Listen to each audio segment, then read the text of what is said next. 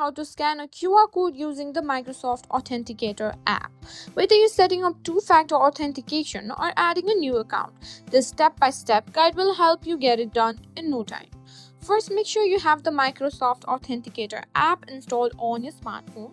You can download it from the App Store, or if you're using an iPhone, or from the Google Play Store if you have an Android device.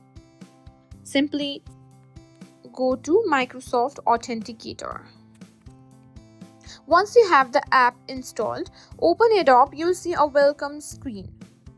If it's your first time using the app, tap on I agree to accept the terms and conditions. Next, you'll need to add an account. Tap on the plus icon at the top right corner of the screen.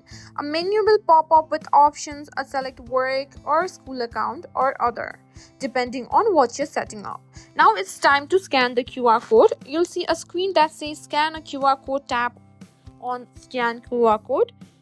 If it's your first time using the scanner, the app will ask for permission to access your camera. Tap allow. Hold your phone to the QR code, making sure it fits within the frame. The app will automatically scan the code and add the account. Once the QR code is scanned successfully, you'll see the new account added to your Microsoft Authenticator. It will show up with a code that changes every 30 seconds. And that's it. You've successfully scanned a QR code using the Microsoft Authenticator app. If you find this video helpful, please give it a thumbs up and subscribe to our channel.